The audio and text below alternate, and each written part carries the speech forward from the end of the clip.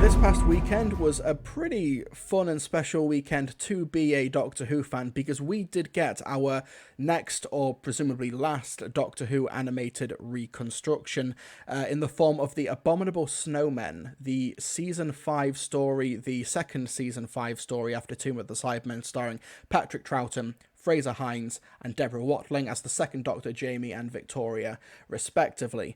And this is a story where it only has one available episode, that's part 2, and the rest of them have been lost. You can watch them in Telesnaps or on Loose Cannon, but now thanks to Big Finish Productions and director Gary Russell, as well as a team of animators and sound archivists who have been able to remaster and restore the sound, we now have an animated reconstruction. And I was very fortunate to be able to go to the BFI, which is a big screening in the South Bank of London, where they show from beginning to end, and plus do a bit of a Q&A, the animated reconstructions. It was a really fun occasion. I was able to meet a load of Doctor Who, other YouTubers and people from Docky Who Twitter.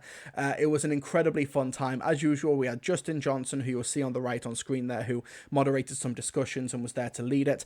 He's always a great showman. He's always there. And he also confirmed, while I'm on the subject, he also confirmed that the next screening would be for the Season 2 collection. That would be the Time Meddler on October 29th at the BFI. That is a Saturday, I believe. So if you are going to be there that weekend, also come to the MCM Comic Con, where I'm going to be there with Jet Reeves from the Community Show, with some other panelists as well. So be sure to make a whole Doctor Who weekend of it in London. That would be the best way to go. So before we get to that, we also did have a quick chat with Chris Chapman, who is a documentarian. He does some behind the scenes documentaries. He directs them for the collection set for these animated reconstructions. He did one for this set, a 40-minute documentary called Troughton in Tibet. He answered some questions. He did a quick talk at the BFI as well. And with the footage from Troughton in Tibet, it genuinely just looks like beautiful drone shots of Snowdonia, where they filmed the Abominable Snowmen. They did not actually go to Tibet to film it. They went to Snowdonia, and because of the way that they filmed it back in the 1960s, they spent like 6 days on location. They got a big bus out and moved the entire unit there. It was more or less like in the same strip of road where all of the location stuff was, so Chris Chapman and his crew were able to just really briefly put together, they were able to go to those old locations. So I'm really looking forward to seeing that full 40-minute documentary when it gets, it is already released, but when I've got my hands on the animated reconstruction of the Abominable Snowmen. Now, Gary Russell, he also did some Q&A stuff, but he also, while he was there, he answered a question regarding the future of the animated reconstructions, because the news has been that there's no more funding coming from BBC America. This is going to be the very, very last one. And he was asked this question by Justin at the panel. Let's take a quick look at what he said. If the stories are true, then it sounds like, for the time being at least, this is going to be the last animation for the time being. Yes. What can I say to that? I'm very grateful from Big Finish's point of view. This is it for us, and I'm just very glad we went out on one of the best Doctor Who stories of all time. Got the chance to animate that. But yes, there are lots of lovely other animated Doctor Who stories. But these things turn waves sometimes, don't they? Yeah, I mean, you've got to look at. There was a huge Invasion was 2007 or 8, I think. 6 was it? There was a long gap, and then. Planet 55 and Chris's team, so there was another little flurry as they did 10th Planet and Reign of Terror and Moonbase and the Ice Warriors, and then there was a gap, and then there was Power of the Daleks, and then there was a gap, and then there's this 6 that we've just done. Who knows? So, these things are cyclic, but at the moment, there's nothing going on, which is a shame, but as I say, these things are cyclic. Yeah, and Gary's absolutely right. It does seem to come in cycles with these Doctor animated recreations. We had as he said, we had the Invasion, then we had several years, and then we had like Ice Warriors and a couple of others as well with Moonbase and 10th Planet. Then a couple of more years go by, and then we go from basically this great run from Power of the Daleks up till now with the Abominable Snowmen. I think it's mad. But yeah, I think that this is not farewell, but see you later, or smell you later. I don't know, what's that Simpsons clip? But yeah, So let's actually talk about the Abominable Snowmen itself. It was the first time I ever watched the story, like in any capacity. I have not gone through any reconstructions. I have not listened to any audio versions, anything like that. This is my first time watching the story in almost any capacity, and I had a good time with it. As is the case with many of these 6-part Troughton stories, I think that it's about 2 episodes too long. I really look forward to any fan edits that may come from this release on home media, where it can be truncated to maybe about 3/4 its length. But as an actual story itself, it was quite methodically paced, but I did think it needed a bit more trimming. I did like the pacing for the most part, but there was quite a bit of padding there. There's some incredible Doctor and Jamie interactions. Victoria got a moment in the story where she tricks her captors because she's being held prisoner at one point, and it got an almost a standing ovation during the screening. Not everyone was standing, but they were clapping and cheering. It was an incredible moment for Victoria. There was some great atmosphere. I really liked the villain of the story, was like the great intelligence that has possessed this monk elder who is now like being kept alive by almost like force of will for hundreds of years, and how they visualize this decrepit skeleton of a person. I've not seen any recreation or any teleslaps or any photos or anything, so I don't know what the original person looked like. I'll be really looking forward to seeing all of that later on when I get my hands on the steelbook. TMG, then again, he seems to be doing a review now. This is just like preliminary thoughts. I'm sure it will happen later on down the line in terms of a proper actual review with clips and everything.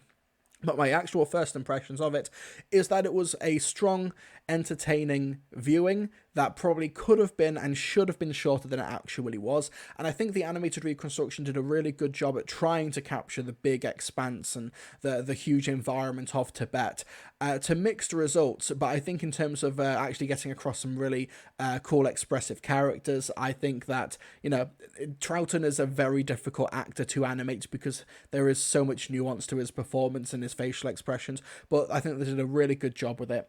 I think that the Yeti themselves are really fun and cute and cuddly and not even remotely threatening. I really appreciated how they were depicted in the story. If you do not like the Fury from the Deep style, you are not going to like the Abominable Snowmen style. I can take it or leave it, really. I think that you do lose a lot of the atmosphere of it because it is like very brightly lit. I also do think that some of the storyboarding, like in Fury from the Deep, is a little bit. It could maybe have taken a few more risks or maybe have been a little bit more inventive. It is a lot of people standing in a line. There's a couple of moments where it feels really, really appropriate, particularly when we're leading to the final confrontation in part 6. But honestly, you can tell that this is just a lot of people standing in a line and some rather ho-hum storyboarding. But I actually think that being able to do justice to the setting, the monastery, and to the Yetis, and to the idea of the great intelligence, and even a couple of extra moments that they took animated liberties with, like they did for Galaxy 4, I think that it was a strong showing. I don't think it's the best of the animations. I think it is an improvement over the faceless ones. It probably is maybe in like the top half of them, but the story itself was strong Troughton base under siege, but just with a much more expansive environment. I think that the Web of Fear, not the animation, but the story itself, is a much better story for the Yeti and for the Great Intelligence. I think they're much more scary and frightening in the claustrophobic London underground setting. I also think that the characters feel a bit more richly defined there. There's an antagonist for the first 3 or 4 episodes of The Abominable Snowmen who just does not listen to any sort of reason, to the point where if he actually used his brain for 30 seconds, then maybe the plot would be over in half the time, but I guess that's the point. But yeah, it was a strong animated showing. I enjoyed it. I also just really, really liked being at the screening as well and watching all 6 parts as well with an audience. There's a really funny detail at the end of part 6 that resembles the ending of Galaxy 4. Not going to give it away, but if you know it, you know it. And that was really, really fun to watch with an audience reaction. And being there as well for the Q&A, they were giving away Abominable Snowmen like merchandise, not from Doctor Who, but from that like DreamWorks movie that came out a couple of years ago. That was random, but that was very, very fun. And also, one second, thank you to Gerald Groves, who I met at the BFI. It was very lovely to meet you. And they gave me is this Deal or No Deal envelope with some Battles in Times cards in it. It was selected at random. However, I was incredibly happy to see that I got Cyber Steve, Battles in Time. I got not only that, it was a shiny one. It's a cyber leader from the 1980s. I also got Haemavor Group from Curse of Fenric. I also got Agador from one of the Peladon stories. I got Trajector Group from Frontios. I also got some stickers. There's a Parting of the Ways one, 140. The Head of Stengos from Revelation of the Daleks. And some more stickers. This is the 10th Doctor in New Earth. This is the Doctor and Rose in the Unquiet Dead. This is the Sycorax from Christmas Invasion.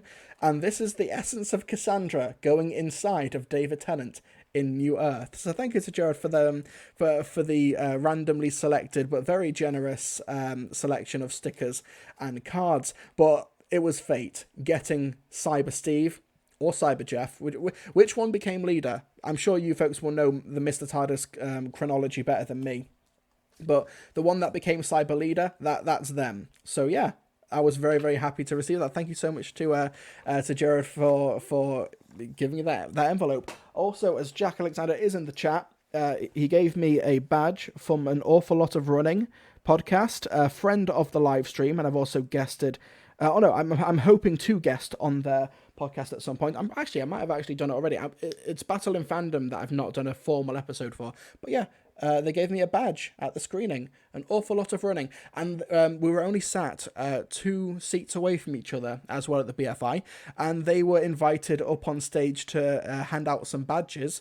And because Justin was reading out some of the tweets as well, and read one of Jack's tweets and was like, hey, you've got some badges. Do you want to come along? Do you want to come up on stage? And he did, and it was very nice to see. So yeah, that was fun.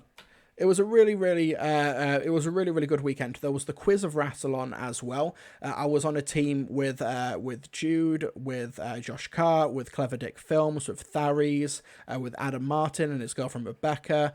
And I apologize if I forget who else it was. I think there was I apologize to who else was on the team who I'm blanking right now. I'm very tired. But we came joint 4th as well. We came joint 4th, so that was quite a victorious and happy result, considering there were like at least 10 teams. To get into the top half, we'll take that as a win, absolutely. Strubeck, how would I get tickets for the Time Meddler screening? They'll go on sale on the BFI website, but I don't know when that happens. BFI members tend to get tickets a couple of days early, and then they go on general release. But by the time they go on general release, if you're not getting a ticket in the first half hour, forget about it. The Abominable Snowmen tickets sold out like within 10 or 15 minutes of them going live to the public. So, yeah, we'll have to see how that goes. But yeah, so that's happening on the 29th of October. But if you want to know my thoughts on the Time Meddler, I think it's actually on the 26th or the 27th of October. Reversing Polarity Pod are dropping an episode talking about the Time Meddler, where I'm guest starring. I'm guest co-hosting, guest starring in their episode talking about the Time Meddler. So, for those of you who don't know, Reversing Polarity Pod is a podcast that talks about how Doctor Who has always been very, very gay, and we talk about the Time Meddler. And you're darn right it's absolutely gay for the Time Meddler, the meddling monk, to make the first Doctor breakfast. Absolutely. No debate there. No deliberation needed.